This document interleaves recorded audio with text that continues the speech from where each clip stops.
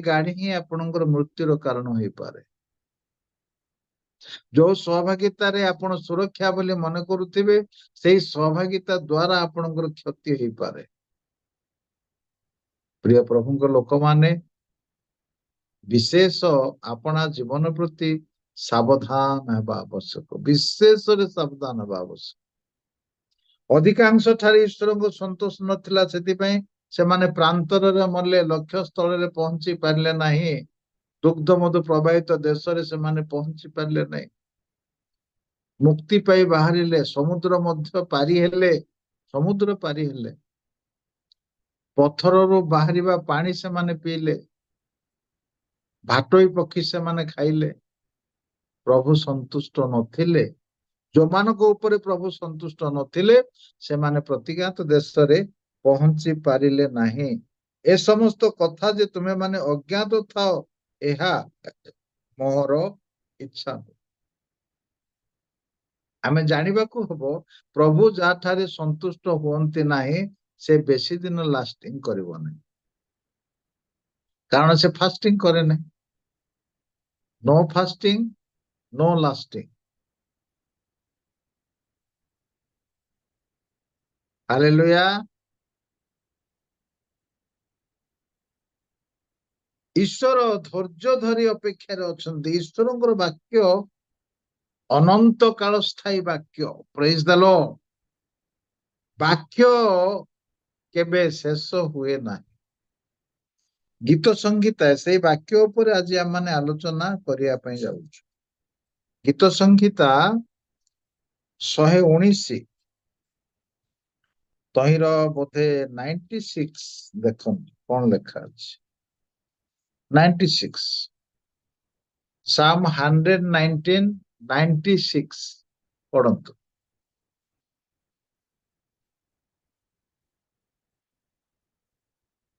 ମୁଁ ସବୁ ସିଦ୍ଧିର ଅନ୍ତ ଦେଖିଅଛି, ମାତ୍ର ତୁମର ଆଜ୍ଞା ଅତିଶୟ ପ୍ରଶସ୍ତ। ହାଲେଲୁୟା। ଈଶ୍ୱରଙ୍କର ବାକ୍ୟ ଅତିଶୟ ପ୍ରଶସ୍ତ, ତାର ସୀମା ନାହିଁ, ଆଉ ତାହା ଅନନ୍ତ, ତାହା ଶକ୍ତିଯୁକ୍ତ। ପ୍ରଥମରେ ଆମେ ଦେଖିଲୁ ମାଥ୍ୟୁ ସୁସମାଚାର 24 ଅଧ୍ୟାୟ ତହିଁର 35 ପଦରେ ତାହା ଅନନ୍ତ। ପୃଥିବୀ ଶେଷ ହୋଇଯିବ, ପୃଥିବୀ ଲୋପ ପାଇଯିବ, କିନ୍ତୁ ଈଶ୍ୱରଙ୍କ ବାକ୍ୟ ଲୋପ ପାଇବ ନାହିଁ, ତାହା ଅନନ୍ତ। ଗୀତ ସଂହିତାରେ ଏହା ପ୍ରକାଶ କରାଯାଏ, ଈଶ୍ୱରଙ୍କ ବାକ୍ୟ ଅତିଶୟ ପ୍ରଶସ୍ତ। ତାର ଭାବ, ତାର ଚିନ୍ତାଧାରା ଏତେ ବିସ୍ତୀର୍ଣ୍ଣ,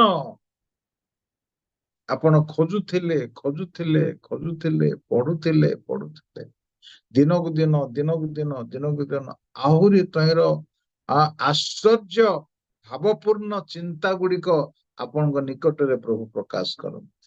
ତେଣୁକରି କୁହାଗଲା, ପୋତା ଧନ ନ୍ୟାୟ ତାକୁ ଖୋଜ। ପୋତା ଧନ ନ୍ୟାୟ ତାକୁ ଖୋଜ। ଖୋଜିଲେ ତୁମେ ପାଇବ। ବାକ୍ୟ ଖୋଜ, ଅନୁସନ୍ଧାନ କର। ଯିଶାୟ 34ର 16ର ପ୍ରଥମ ପଦ କେହି ଜଣେ ପାଠ କରନ୍ତୁ।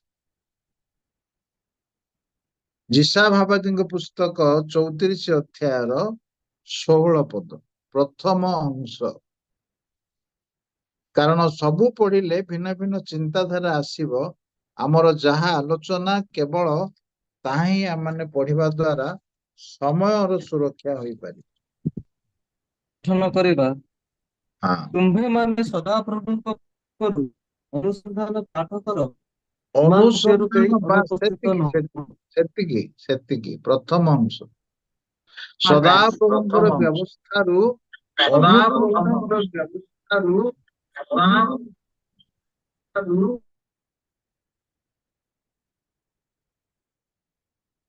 ସଦାପ୍ରଭୁଙ୍କ ବ୍ୟବସ୍ଥାରୁ ଅନୁସନ୍ଧାନ କରି ପାଠ କର। ପ୍ରେଜ ଦ ଲର୍ଡ। ଈଶ୍ୱରଙ୍କ ବାକ୍ୟ ପଢିବା ପାଇଁ ଯଦି ଆପଣ ଆରମ୍ଭ କରନ୍ତି, ଅନୁସନ୍ଧାନ ପୂର୍ବକ ପଢନ୍ତୁ, କାରଣ ତାହା ଅତିଶୟ ପ୍ରଶସ୍ତ, ଅତିଶୟ ପ୍ରଶସ୍ତ। ପ୍ରଥମରେ ଦେଖିଲୁ ତାହା ଅନନ୍ତ, କେବେ ଶେଷ ହବ ନାହିଁ। ଦ୍ୱିତୀୟରେ ତାହା ପ୍ରଶସ୍ତ। ତୃତୀୟରେ ଦେଖିବା ପ୍ରେରିତ 4 ଅଧ୍ୟାୟ ତହିଁର 12 ପଦ। ଈଶ୍ୱରଙ୍କ ବାକ୍ୟର ପାୱାର କେତେ। ପ୍ରେଜ୍ ଦ ଲର୍ଡ। ଆମେ ଯୋଉ ବାକ୍ୟ ଶୁଣିବା ନିମନ୍ତେ ଆଜି ଉପସ୍ଥିତ ଅଛୁ, ତାର ଶକ୍ତି କେତେ, ତାର ଶକ୍ତି କେତେ।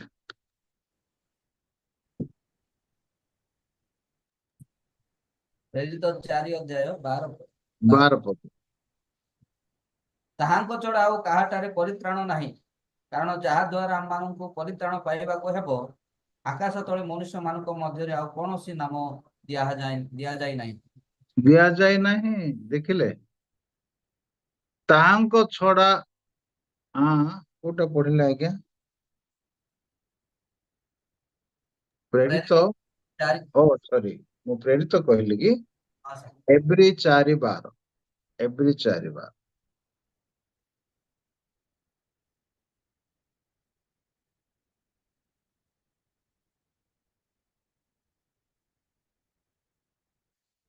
ଈଶ୍ୱରଙ୍କ ବାକ୍ୟ ପଢନ୍ତୁ। ପଠନ କରିବା 4:12। କାରଣ ଈଶ୍ୱରଙ୍କ ବାକ୍ୟ ଜୀବନ୍ତ ଓ କାର୍ଯ୍ୟ ସାଧକ। ଟିକେ ରହିଯାଅ ଭାଇ, ଟିକେ ଗୋଟିଏ ଗୋଟିଏ ପଦ ପଢିବା। ଈଶ୍ୱରଙ୍କ ବାକ୍ୟ ଜୀବନ୍ତ। There is life in the word of God. ଈଶ୍ୱରଙ୍କ ବାକ୍ୟରେ ଜୀବନ ଅଛି। ହାଲେଲୁୟା। ଜୀବନ୍ତ, ଜୀବନ ଅଛି। ଜଣେ ବ୍ୟକ୍ତି ଯେତେବେଳେ ତାହା ଗ୍ରହଣ କରେ, ସେତେବେଳେ ସେ ଜୀବନ ପାଇଥାଏ, ତାହା ଜୀବନ୍ତ। ତାପରେ କଣ ଲେଖାଗଲା? କାର୍ଯ୍ୟ ସାଧକ, କାର୍ଯ୍ୟ ସାଧକ। ଈଶ୍ୱରଙ୍କ ବାକ୍ୟ କାର୍ଯ୍ୟ ସାଧକ। ଜଣେ ବାକ୍ୟ ଯେତେବେଳେ ଜଣେ ବ୍ୟକ୍ତି ଈଶ୍ୱରଙ୍କ ବାକ୍ୟ ଶୁଣେ, ତା ଜୀବନରେ ତାହା କାର୍ଯ୍ୟ କରିବାକୁ ଆରମ୍ଭ କରେ। କାର୍ଯ୍ୟ କରିବାର ଶକ୍ତି ଈଶ୍ୱରଙ୍କ ବାକ୍ୟରେ ଅଛି। ପରମେଶ୍ୱର କହିଲେ ଦୀପ୍ତି ହେଉ, ଦୀପ୍ତି ହେଲା, କାର୍ଯ୍ୟ କଲା। ପରମେଶ୍ୱର କହିଲେ ତାରାଗଣ ହୁଅନ୍ତୁ, ତାରା ହେଲା। ପରମେଶ୍ୱର କହିଲେ ଜଳରେ ମତ୍ସ୍ୟଗଣ ହୁଅନ୍ତୁ, ଆକାଶରେ ପକ୍ଷୀଗଣ ଉଡନ୍ତୁ, ହେଲା। ଈଶ୍ୱରଙ୍କ ବାକ୍ୟରେ ଶକ୍ତି ଅଛି। ଈଶ୍ୱରଙ୍କ ବାକ୍ୟ ପ୍ରତ୍ୟେକ ମନୁଷ୍ୟଙ୍କୁ ଈଶ୍ୱରଙ୍କ ସଦୃଶ କରିବା ନିମନ୍ତେ ପ୍ରକାଶ କରାଯାଇଛି। ଆଜି ଆମର ଜୀବନ ଶୈଳୀ କି ପ୍ରକାର ଅଟେ? ଈଶ୍ୱରଙ୍କର ବାକ୍ୟର ଶକ୍ତି କଣ ଆମ ଜୀବନକୁ ପ୍ରଭାବ ପକାଏ କି? ନା ପ୍ରଭାବ ପକାଇ ପାରି ନାହିଁ ଏପର୍ଯ୍ୟନ୍ତ। ପ୍ରତିଦିନ ଉପାସନାକୁ ଯାଇ ବାକ୍ୟ ଶୁଣୁଥିବା, ଜୁମରେ ଯୋଗଦାନ କରି ବାକ୍ୟ ଶୁଣୁଥିବା ଲୋକମାନଙ୍କ ଜୀବନରେ ଯଦି ଈଶ୍ୱରଙ୍କର ବାକ୍ୟ କାର୍ଯ୍ୟ ସାଧନ କରୁନାହିଁ, ତେବେ ବାକ୍ୟ କଣ ତା ନିମନ୍ତେ ଦୁର୍ବଳ?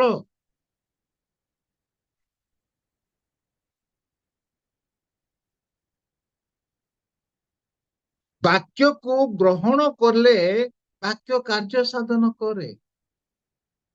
ମେଡିସିନ ଆଣିକି ଯଦି ଆପଣ ରଖିଥିବେ ଟେବୁଲରେ, ଆଲମିରାରେ, ଆପଣଙ୍କ ଶରୀର ତାହା କାମ କରିବ ନା। ଟେବୁଲରେ ମେଡିସିନ ରଖିଥିଲେ ଆପଣଙ୍କ ଦେହରେ କାମ କରିବ କି?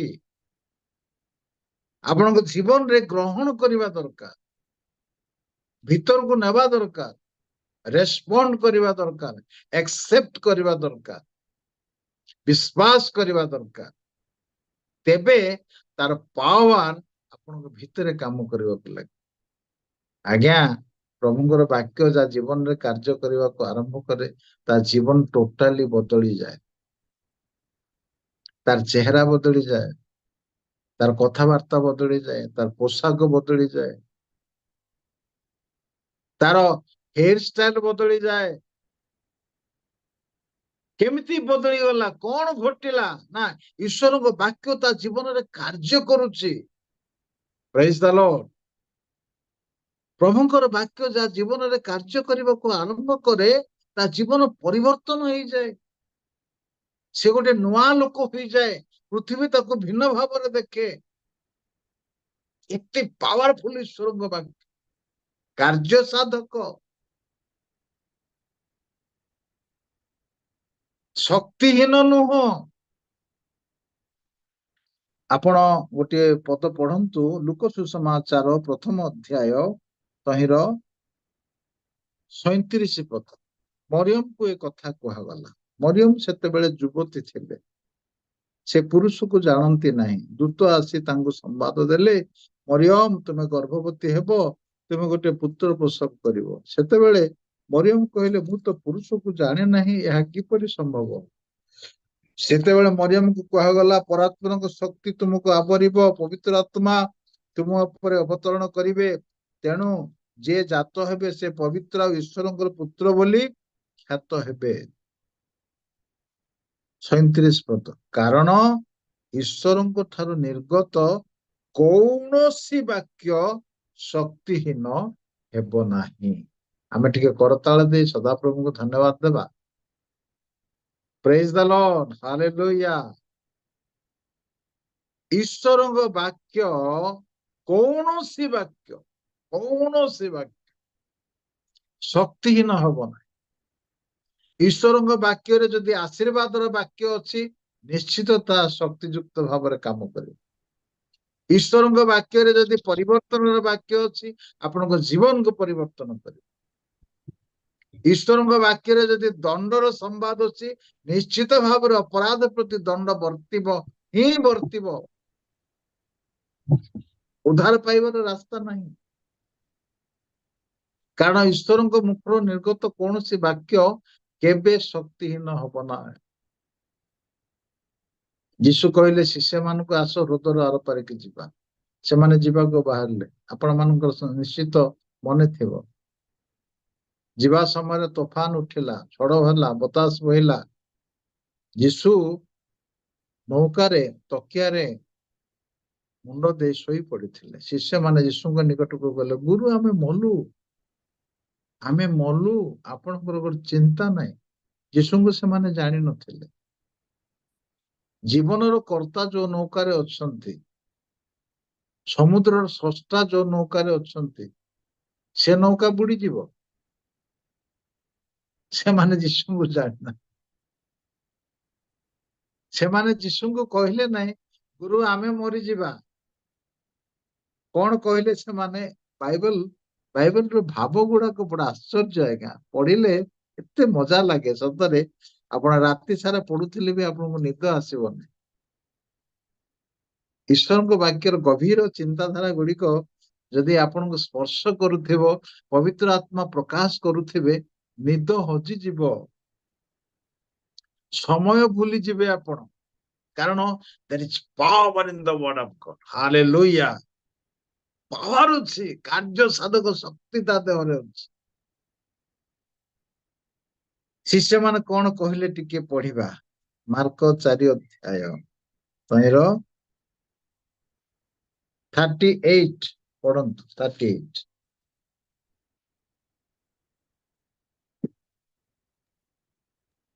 ପଠନ କରିବା 4:38। ସେତେବେଳେ ସେ ନୌକାର ପଛମଙ୍ଗରେ ମୁଚୁଳାରେ ମୁଣ୍ଡ ଦେଇ ଶୋଇ ପଡିଥିଲେ। ଆଉ ସେମାନେ ତାହାଙ୍କୁ ଉଠାଇ କହିଲେ, ହେ ଗୁରୁ, ଆମେ ମଲୁ, ଆପଣଙ୍କର କଣ ଚିନ୍ତା ନାହିଁ? ଶିଷ୍ୟମାନେ କହୁଛନ୍ତି, ହେ ଗୁରୁ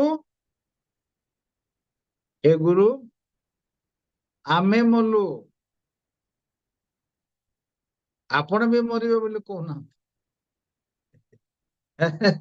ଯୀଶୁଙ୍କୁ ଛାଡିକି କହୁଛନ୍ତି, ଆମେ ମଲୁ, ଆପଣ ମରିବେ ନାହିଁ। ଦେଖନ୍ତୁ ସେ ଭିତରିଆ କଥା କେମିତି। ଆମେ ମଲୁ କହୁଛନ୍ତି,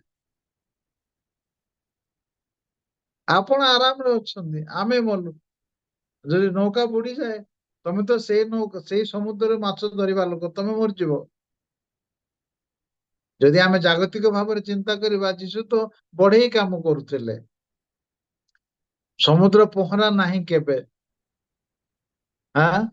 ଏମାନେ କହୁଛନ୍ତି ଆମେ ମଲୁ, ଆପଣଙ୍କୁ କିଛି ହେବ ନାହିଁ, ଆମେ ମଲୁ। ଯୀଶୁ ଯୋଉ ନୌକାରେ ଥାନ୍ତି, ଯୀଶୁ ଯୋଉ ପରିବାରରେ ଥାନ୍ତି, ଯୀଶୁ ଯୋଉ ଗୃହରେ ଥାନ୍ତି, ଯୀଶୁ ଯାହାର ଜୀବନରେ ଥାନ୍ତି, ତା ଜୀବନରେ ଯେଡେ ବଡ ବିପଦ ଆସିଲେ ମଧ୍ୟ ସେ କେବେ ମରିବ ନାହିଁ, ମୁଁ ମରିଯିବି ମରିଯିବି ବୋଲି କେବେ କୁହନ୍ତୁ ନାହିଁ। ହାଲେଲୁୟା। ଯୀଶୁ ଯଦି ଆପଣଙ୍କ ସହିତ ଅଛନ୍ତି, ଆପଣ କେବେ ମରିବେ ନାହିଁ। ଅକାରଣରେ ବ୍ଲଡ ପ୍ରେସର ହୁଅନ୍ତୁ ନାହିଁ, ବଢାନ୍ତୁ ନାହିଁ। ଏମାନେ କହିଲେ ଆମେ ମଲୁ। ଆରେ କାହିଁକି ତୁମେ ମରିବ? ସମୁଦ୍ରର ସ୍ରଷ୍ଟା ତୁମ ସହିତ ଅଛନ୍ତି।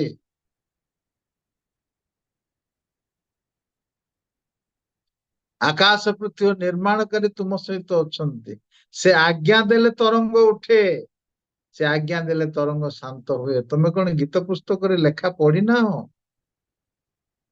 କେବେ ଗିର୍ଜା ଯାଇଥିଲେ ତ ସେମାନେ ଜାଣିବେ। ଜାଲ ଧରିକି ସମୁଦ୍ରକୁ ଯାଉଥିଲେ, କୁଆଡୁ ଜାଣିବେ? ସମାଜ ଘରକୁ ଗଲେ ତ ଜାଣିବେ ସେ କଥା। ଯୋଉମାନେ ବାକ୍ୟ ଜାଣନ୍ତି ଆଜ୍ଞା, ସେମାନେ କେବେ ଟେନସନ ହେବେ ନାହିଁ। ଯେ ବାକ୍ୟ ଜାଣେ ନାହିଁ ସେ ହିଁ ବିଚଳିତ ହୋଇଥାଏ। ପ୍ରଭୁଙ୍କ ବାକ୍ୟରେ ଥିବା ତାକତକୁ, ସାମର୍ଥ୍ୟକୁ, ଶକ୍ତିକୁ ଯେ ଅନୁଭବ କରିଥାଏ, ଜୀବନରେ ଯେତେ ବଡ ସମସ୍ୟା ଆସିଲେ ମଧ୍ୟ ସେ କେବେ ବିଚଳିତ ହବ ନାହିଁ। କାରଣ ସେ ଜାଣେ ଈଶ୍ୱରଙ୍କ ବାକ୍ୟ କାର୍ଯ୍ୟ ସାଧକ। ଯୀଶୁ ଠିଆ ହେଲେ, ସେ ଉଠି ପବନକୁ ଧମକ ଦେଇ ସମୁଦ୍ରକୁ କହିଲେ, ଚୁପ କର, ତୁନି ହ। କାହାକୁ କହୁଛନ୍ତି? ଯୀଶୁ କାହାକୁ କହୁଛନ୍ତି? ସମୁଦ୍ରକୁ କହୁଛନ୍ତି, ଚୁପ କର। ଆଜ୍ଞା, ଗୋଟେ ବସ୍ତୁକୁ କହିଲେ ମଧ୍ୟ, ଗୋଟେ ପ୍ରକୃତିକୁ କହିଲେ ମଧ୍ୟ ପ୍ରକୃତି ତାଙ୍କର କଥା ଶୁଣୁ। ଆମେ ଯଦି ଶୁଣିବା ନାହିଁ, ତାଙ୍କୁ କେମିତି ଲାଗିବ ଟିକେ ଭାବନ୍ତୁ। ହେଁ, ଆମକୁ ନିଜର ରୂପରେ ସେ ଗଢିଲେ, ପ୍ରତିମୂର୍ତ୍ତିରେ ଗଢିଲେ, ନିଜର ଶ୍ୱାସ ବାୟୁ ଆମକୁ ଦେଲେ। ତହିଁରେ ମଣିଷ ଜୀବିତ ପ୍ରାଣୀ। ନିଜର ଆତ୍ମା ଦେଲେ, ନିଜର ପୁତ୍ରଙ୍କୁ ପଠାଇଲେ ପାପ କ୍ଷମା କରିବା ପାଇଁ। ଆମର ଯାହା ଯାହା ପ୍ରୟୋଜନ ପ୍ରତିଦିନ ସେ ଆମକୁ ଯୋଗାଉଛନ୍ତି। ଆମେ ଯଦି ତାଙ୍କ କଥା ଶୁଣିବା ନାହିଁ, ତାଙ୍କୁ କେତେ କଷ୍ଟ ନ ହଉ। ତୋଫାନକୁ କହିଲେ ଚୁପ କର। ଆଜି ଯଦି କୌଣସି ଯୁବକକୁ କୁହାଯିବ, ଏଇ ଯୁବା, ତମେ ଅବାଟରେ ଯାଉଛ, ଭୁଲ କାମ କରୁଛ, ଭୁଲ ବିଷୟ ଦେଖୁଛ, ଭୁଲ କଥାବାର୍ତ୍ତା କରୁଛ, ଦୁଷ୍ଟ ସହିତ ବୁଲାବୁଲି କରୁଛ, ମିଶୁଛ, ଚୁପ କର। ସେ କହିବ, ମୁଁ କଣ ବୁଢା ବେଳେ ଏନ୍ଜୟ କରିବି, ଯୁବା ବେଳେ ନ କଲେ? ହଁ, ସେ ଯୁବା କହିବ, ମୁଁ କଣ ବୁଢା ବେଳେ ଏନ୍ଜୟ କରିବି, ଯୁବା ସମୟରେ ମୁଁ ଏନ୍ଜୟ କରିବି? ଚୁପ କର। ଯୀଶୁ କହୁଛନ୍ତି ଚୁପ କର। ଆଉ ଆଗ ବଢେ ନା, ଆଗ ବଢେ ନା। ଆଗ ବଢିଲେ ବିପଦ ଅଛି।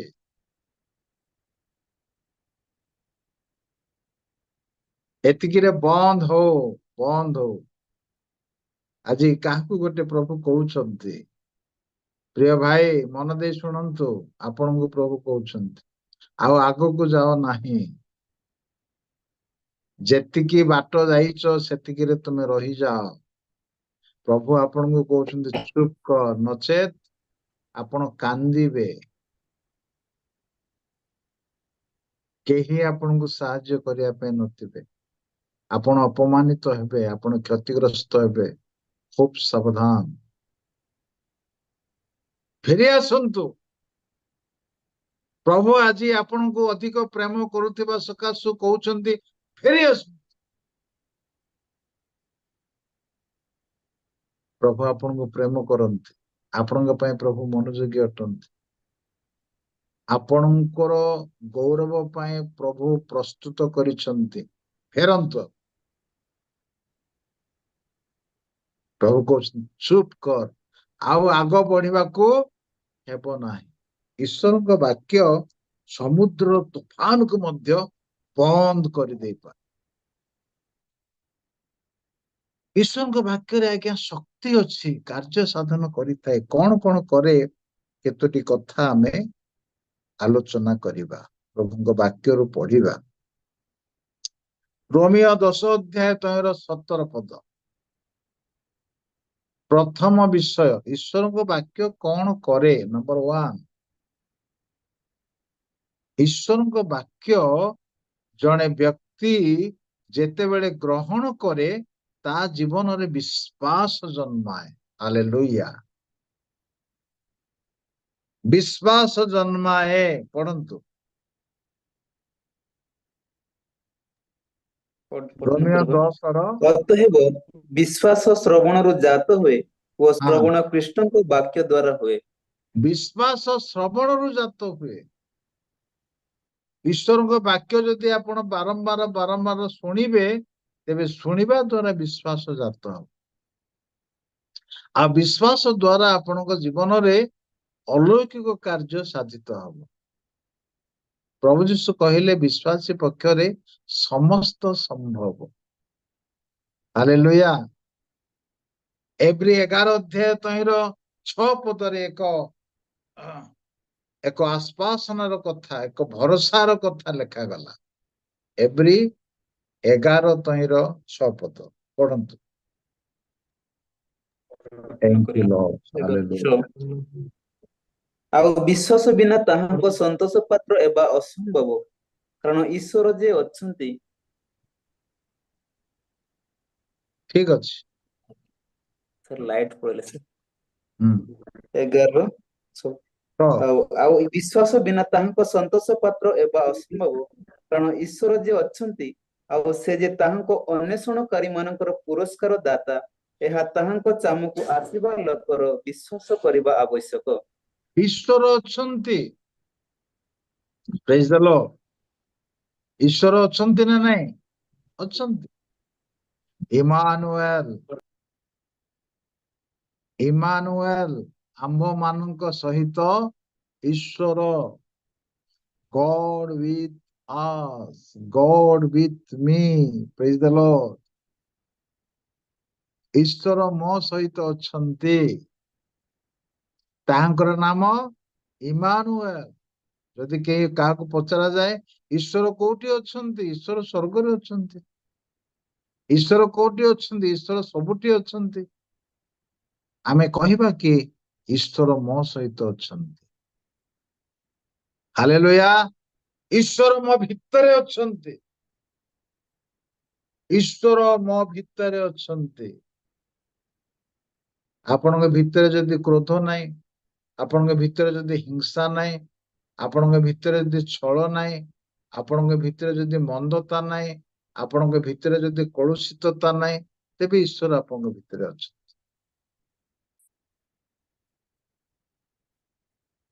ଈଶ୍ୱର ଯାହା ଭିତରେ ରହିବେ ତା ଭିତରେ କ୍ରୋଧ ରହିବ ନାହିଁ।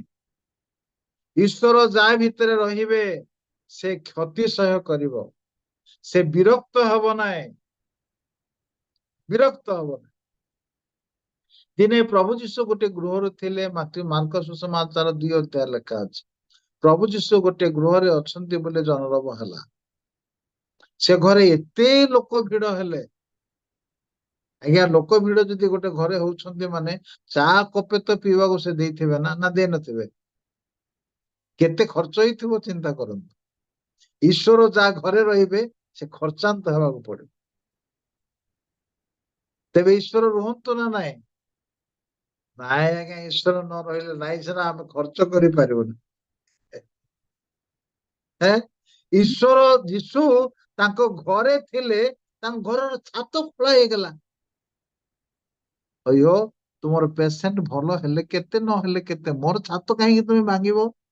ସେ ଘର ବାଲା କିଛି କହିଲେ କି? କିଛି କହିନାହାନ୍ତି। ଈଶ୍ୱର ଯାହା ସହିତ ରହିବେ ସେ କ୍ଷତି ସହ୍ୟ କରିବ। ଈଶ୍ୱର ଯାହା ସହିତ ରହିବେ ତାର ଘରେ ମିରାକେଲ ଆରମ୍ଭ। ହାଲେଲୁୟା। ଈଶ୍ୱର ଯାହା ସହିତ ରହିବେ ତା ଘରକୁ ଲୋକମାନେ ଆସିବେ। ସେ କେବେ ବିରକ୍ତ ହବ ନାହିଁ। ଈଶ୍ୱରଙ୍କର ବାକ୍ୟ ଶୁଣିଲେ ମନରେ ଈଶ୍ୱରଙ୍କର ଉପରେ ବିଶ୍ୱାସ କରିବାର ଏକ ବିଶ୍ୱାସ ଜନ୍ମ ହୁଏ।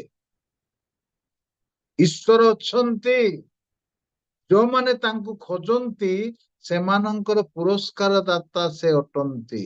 ତେଣୁ ଏହା ତାଙ୍କ ଛାମୁକୁ ଆସିବା ଲୋକର ବିଶ୍ୱାସ କରିବା ଦରକାର। ମୁଁ ପ୍ରଭୁଙ୍କ ପାଖରେ ଯାହା ପ୍ରାର୍ଥନା କରିବି, ପ୍ରିୟ ଭାଇମାନେ, ଆପଣମାନେ ପ୍ରଭୁଙ୍କ ପାଖରେ ଯାହା କିଛି ପ୍ରାର୍ଥନା କରନ୍ତି ମତେ ମିଳିବ ନାହିଁ ବୋଲି ଆପଣ ଭାବନ୍ତୁ ନାହିଁ। ବିଶ୍ୱାସ କରନ୍ତୁ,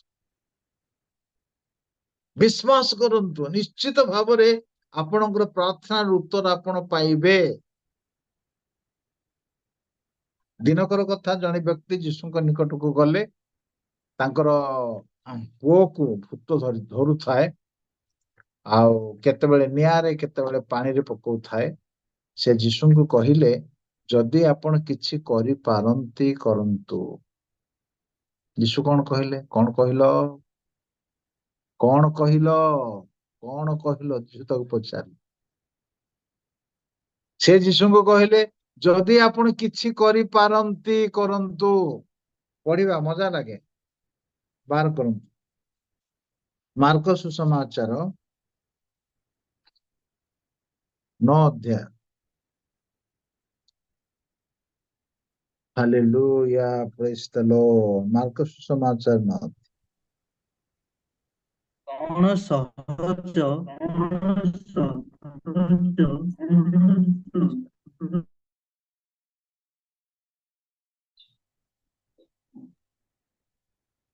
କଣ ସହଜ ପକ୍ଷାଘାତ ରୋଗୀକୁ ତୁମର ପାପ ସବୁ କ୍ଷମା କରାଗଲା ବୋଲି କହିବା, ବା ଉଠ ତୁମର ଖଟିଆ କେନି ଚାଲ ବୋଲି କହିବା।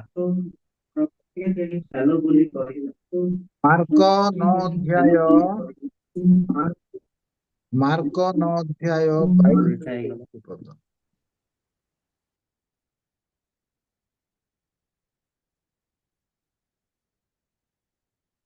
ମାର୍କ 9, 22-23।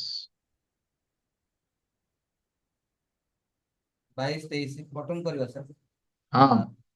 ସେ ତାହାଙ୍କୁ ମାରି ପକାଇବା ପାଇଁ ଥରକୁ ଥର ନିଆଁ ଓ ପାଣିରେ ପକାଇ ଅଛି, କିନ୍ତୁ ଆପଣ ଯଦି କିଛି କରିପାରନ୍ତି ତାହେଲେ ଆମମାନଙ୍କ ପ୍ରତି ଦୟାକରି ଆମମାନଙ୍କ ଉପରେ କରାନ୍ତୁ। ସେଥିରେ ଯୀଶୁ ତାହାଙ୍କୁ କହିଲେ, କଣ କହିଲି? ଯଦି କରିପାରନ୍ତି। ବିଶ୍ୱାସୀ ପକ୍ଷରେ ସମସ୍ତ ହିଁ ସମ୍ଭବ।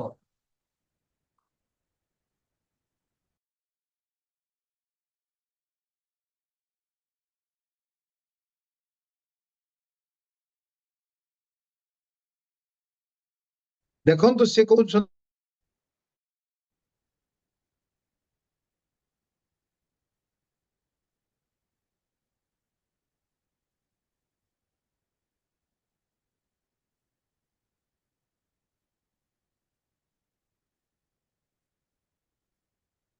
ତେଇଶ ପଦ।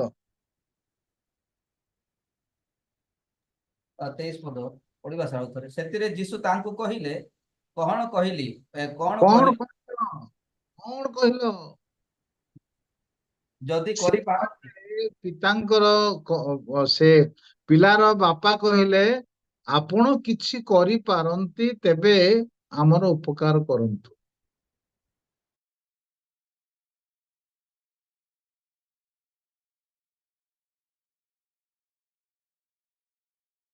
କଣ କହୁଛନ୍ତି?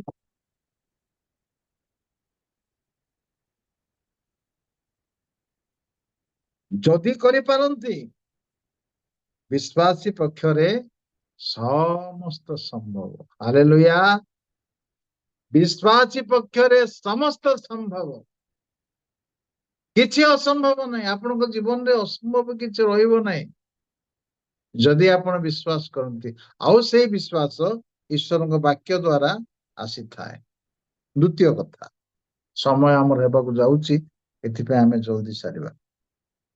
ପ୍ରେରିତ 2 ଅଧ୍ୟାୟ ତହିଁର 37-41। ପ୍ରେରିତ 2, 37-41। ବିଶ୍ୱାସ ଦ୍ଵାରା ଈଶ୍ୱରଙ୍କ ବାକ୍ୟ ଦ୍ଵାରା ମନ ପରିବର୍ତ୍ତନ ଘଟିଥାଏ। ଜଣେ ବ୍ୟକ୍ତି ଯେତେବେଳେ ପ୍ରଭୁଙ୍କର ବାକ୍ୟ ଶୁଣେ, ତା ଜୀବନ ପରିବର୍ତ୍ତନ ହେଇଯାଏ, ତାର ସ୍ୱଭାବ ପରିବର୍ତ୍ତନ ହେଇଯାଏ, ତାର ଆଚରଣ ପରିବର୍ତ୍ତନ ହେଇଯାଏ, ତାର କଥାବାର୍ତ୍ତା ବଦଳି ଯାଏ ପ୍ରଭୁଙ୍କର ବାକ୍ୟ ଶୁଣିଲେ। ତୃତୀୟ କଥା, ଗୀତ ସଂଗୀତା 107:20 ପଦ। ଗୀତ ସଂଗୀତା 107:20 ପଦ। ସେ ବାକ୍ୟ ପଠାଇ ସୁସ୍ଥ କରନ୍ତି। ବାକ୍ୟ ଶୁଣିଲେ ବିଶ୍ୱାସ ଜାତ ହୁଏ। ବିଶ୍ୱାସ ଜାତ ହେବା ଦ୍ୱାରା ଯେକୌଣସି ଅସୁସ୍ଥତା ଶରୀରରେ ଅଛି ତାହା ଦୂର ହୋଇଯାଇଥାଏ। ପ୍ରେଜ୍ ଦ ଲର୍ଡ, ହାଲେଲୁୟା। ବାକ୍ୟ ପଠାଇ ସେ ସୁସ୍ଥ କରନ୍ତି। ଆପଣ ଯେକୌଣସି ବେମାରରେ ଅଛନ୍ତି ଆପଣ ଟେନସନ ନିଅନ୍ତୁ ନାହିଁ। ବାକ୍ୟକୁ ଆପଣ ଗ୍ରହଣ କରନ୍ତୁ, ମିରାକେଲ ଦେଖିବେ। ବେଳେବେଳେ ଆମେ ଭାବିଥାଉ ବର୍ତ୍ତମାନ ଯୋଉ ଅସୁସ୍ଥତାରେ ମୁଁ ପହଞ୍ଚିଛି ତାହା ଆଉ ଭଲ ହୋଇପାରିବ ନା। ବିଶ୍ୱାସ କରନ୍ତୁ, ଯୀଶୁଙ୍କର ଶକ୍ତି, ଯୀଶୁଙ୍କର ବାକ୍ୟର ଶକ୍ତି ମଲା ପରେ ମଧ୍ୟ କାମ କରିଥାଏ। ପ୍ରେଜ୍ ଦ ଲର୍ଡ। ମଲା ପରେ ମଧ୍ୟ କାମ କରିଥାଏ। ଆପଣ ମାର୍କୋସ ସମାଚାର 5 ଅଧ୍ୟାୟ ଖୋଲନ୍ତୁ। ଜଣେ ବ୍ୟକ୍ତିଙ୍କର ଝିଅ ମୃତପ୍ରାୟ ଥିଲେ। ସେ ଯୀଶୁଙ୍କ ନିକଟକୁ ଗଲେ। ଯୀଶୁ ଆସୁ ଆସୁ ପଥ ମଧ୍ୟରେ ଗୋଟେ ଘଟଣା ଘଟିଲା, ସେଇଥିପାଇଁ ବିଳମ୍ବ ହେଲା। ତହିଁରେ ଗୃହକର୍ତ୍ତାଙ୍କର ଗୃହରୁ ଲୋକମାନେ ଆସି ଯୀଶୁଙ୍କୁ ସମ୍ବାଦ ଦେଲେ। ଗୃହକର୍ତ୍ତାଙ୍କୁ ସମ୍ବାଦ ଦେଲେ। ମାର୍କୋସ ସମାଚାର 5 ଅଧ୍ୟାୟ 35 ପଦ ଲେଖା ଅଛି, ଆପଣଙ୍କ ଝିଅଟି ମରିଗଲାଣି, ଗୁରୁଙ୍କୁ କାହିଁକି ଆଉ କଷ୍ଟ ଦଉଛନ୍ତି? 36 ପଦ ଲେଖାଯାଏ, ଯୀଶୁ ସେ କଥା ଶୁଣି ନ ଶୁଣିଲା ପରି ସମାଜ ଗୃହର ଅଧ୍ୟକ୍ଷଙ୍କୁ କହିଲେ, ଭୟ କର ନାହିଁ, କେବଳ ବିଶ୍ୱାସ କର। କେତେବେଳେ ଯୀଶୁ କହୁଛନ୍ତି? କେହି ଜଣେ ସାହାଯ୍ୟ କରିବେ କି? କେତେବେଳେ ପ୍ରଭୁ ଯୀଶୁ ଏ କଥା କହିଲେ କେବଳ ବିଶ୍ୱାସ କର?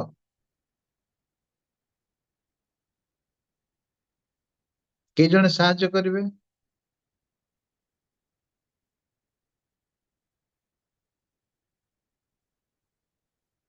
କେତେବେଳେ ପ୍ରଭୁ କହିଲେ? ସମାଜ ଗୃହକୁ ପ୍ରବେଶ କରିବା ସମୟ। ଆଉ କିଏ କହିବେ?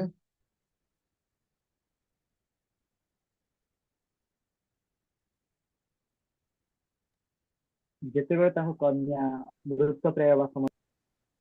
ମୃତପ୍ରାୟ। ଆଉ କିଏ କହିବେ?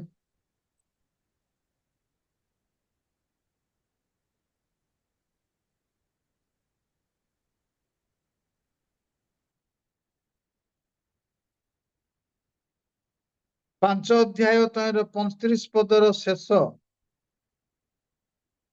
ଅଧ୍ୟକ୍ଷଙ୍କ ଘରୁ ଲୋକେ ଆସି କହିଲେ, ଆପଣଙ୍କ ଝିଅଟି, କଣ ଲେଖା ଅଛି ଆଜ୍ଞା? ଝିଅଟି ମରିଗଲା। ମରିଗଲା। ମରିଗଲା ବୋଲି ଶୁଣିଲା ପରେ ଯୀଶୁ କହୁଛନ୍ତି ବିଶ୍ୱାସ କର। ଆରେ ଲୋକଟା ବଞ୍ଚିତି କହିଲେ ସିନା ବିଶ୍ୱାସ କରିବ, ମରିଗଲା କହିଲେ ବି ଯୀଶୁ ବିଶ୍ୱାସ କର କହୁଛନ୍ତି। ପ୍ରିୟ ଭାଇ, ପ୍ରିୟ ଭଉଣୀ, ଆପଣଙ୍କ ଜୀବନର ଯଦି କିଛି ଶେଷ ହେଇଯାଇଛି ଆଉ ଆଶା ନାହିଁ ବୋଲି ଭାବୁଛନ୍ତି, ତଥାପି ଆପଣ ବିଶ୍ୱାସ କରନ୍ତୁ।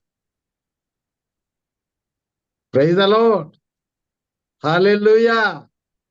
ସବୁ ଶେଷ ହେଇଗଲେ ମଧ୍ୟ ବିଶ୍ୱାସ କରନ୍ତୁ। ଟିକିଏ ତେଲ, ମୁଠିଏ ମଇଦା, ସମାପ୍ତ। ସାରିପତ୍ର ବିଧବା କହିଲା, ଆମେ ଖାଇବୁ ଆଉ ମରିବୁ। ଏଲିୟ କହିଲେ, ମୋ ପାଇଁ ଗୋଟେ ଆଣ। ଆରେ କୋଉଠୁ ଆଣିବ? ବିଶ୍ୱାସରେ ଆଣ। ଆମେନ୍। ଶେଷ ହେଇଗଲେ ମଧ୍ୟ ବିଶ୍ୱାସ କରନ୍ତୁ। ଶେଷ ହେଇଗଲେ ମଧ୍ୟ ବିଶ୍ୱାସ କରନ୍ତୁ। ବିଶ୍ୱାସ ଦ୍ୱାରା ରୋଗ ସୁସ୍ଥତା ହୋଇଥାଏ। ବାକ୍ୟ ଶୁଣିଲେ ବିଶ୍ୱାସ ଜାତ ହୁଏ। ବିଶ୍ୱାସ ଦ୍ୱାରା ରୋଗ ସୁସ୍ଥତା ହୁଏ। ବିଶ୍ୱାସ ଦ୍ୱାରା ମୃତ ବିଷୟ ଜୀବିତ ହୋଇଥାଏ। କିଛି ନାହିଁ ବୋଲି ଭାବୁଥିଲେ ମୋର ମୋର ମୋର କିଛି ନାହିଁ, ସମାପ୍ତ ହେଇଗଲା, ମୋର ଜୀବନ ବେକାର। ଆପଣ ବେକାର ନୁହନ୍ତି, ଆପଣ ବହୁମୂଲ୍ୟ ଅଟନ୍ତି। ବିଶ୍ୱାସ କରନ୍ତୁ, ଆପଣ ଶୁଖିଲା ଗଛ ହେଇଥିଲେ ବି ବାଦାମ ଫୁଟିବ ସେଠି। ହାଲେଲୁୟା। ଯୋଉ ପରମେଶ୍ୱର ବାଡିରେ ବାଡିରେ ବାଦାମ ଫୁଲ ଫଳ ଦେଇପାରନ୍ତି, ଆପଣଙ୍କ ଜୀବନ ତ ନିଶ୍ୱାସ ଅଛି, ଆପଣଙ୍କୁ ସେ ବଦଳାଇ ପାରିବେ ନାହିଁ। ସମର୍ପିତ ହେଇଯାଆନ୍ତୁ, ବାକ୍ୟ ଗ୍ରହଣ କରନ୍ତୁ, ଦେଖିବେ ଆପଣଙ୍କ ଜୀବନ କି ପ୍ରକାର ପ୍ରସ୍ଫୁଟିତ ହେବାକୁ ଲାଗିବ। ଶେଷ କଥା, ପ୍ରେରିତ 10 ଅଧ୍ୟାୟ 43ରୁ 46 ଯଦି ପଢିବା, ଯେତେ ଲୋକ ବାକ୍ୟ ଶୁଣୁଥିଲେ ସେମାନଙ୍କ ଉପରେ ଆତ୍ମା ଅବତରଣ। ଯେତେବେଳେ ଆତ୍ମା ଅବତରଣ କଲେ ସେମାନେ ହଲିବାକୁ ଲାଗିଲେ। ଯେତେବେଳେ ଆତ୍ମା ଅବତରଣ କଲେ ତାଳି ମାରିବାକୁ ଲାଗିଲେ। ଯେତେବେଳେ ଆତ୍ମା ଅବତରଣ କଲେ ପର ଭାଷାରେ କଥା କହିବାକୁ ଲାଗିଲେ। ଗୋଟେ ବିରାଟ ଉଦ୍ଦୀପନା ସେଦିନ କର୍ଣ୍ଣିଲିୟର ଘରେ ଆସିଗଲା। କେମିତି? ବାକ୍ୟ ଶୁଣିବା ଦ୍ୱାରା। ବାକ୍ୟ ଶୁଣିଲେ ବିଶ୍ୱାସ ଜନ୍ମେ, ବାକ୍ୟ ଶୁଣିଲେ ମନ ପରିବର୍ତ୍ତନ ହୁଏ, ବାକ୍ୟ ଶୁଣିଲେ ସୁସ୍ଥତା ହୁଏ, ବାକ୍ୟ ଶୁଣିଲେ ପବିତ୍ର ଆତ୍ମା ଅବତରଣ କରନ୍ତି। ଆଜି ଯୋଉ ଶାସ୍ତ୍ରାଂଶ ଗୁଡିକ ଆମେ ପଢିଲୁ ପ୍ରଭୁଙ୍କର ବାକ୍ୟରୁ, এই ସମସ୍ତ ଆଲୋଚନା ଉପରେ ଯଦି କେହି କିଛି ବୁଝିବାକୁ ଥାଏ ଆପଣ ମାନେ ପଚାରି ପାରନ୍ତି। ଆଜିର ଆଲୋଚନା ଉପରେ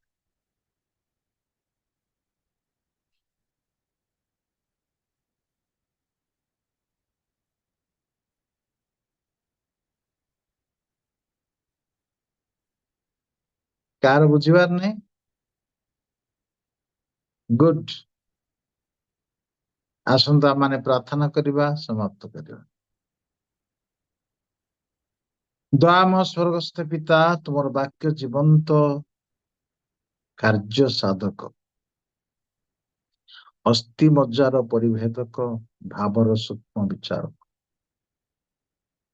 ଯୋଉ ବାକ୍ୟ ଶକ୍ତିଯୁକ୍ତ, ଯୋଉ ବାକ୍ୟ ଅନନ୍ତ, ଯୋଉ ବାକ୍ୟ ବିସ୍ତୀର୍ଣ୍ଣ, ହାଲେଲୁୟା।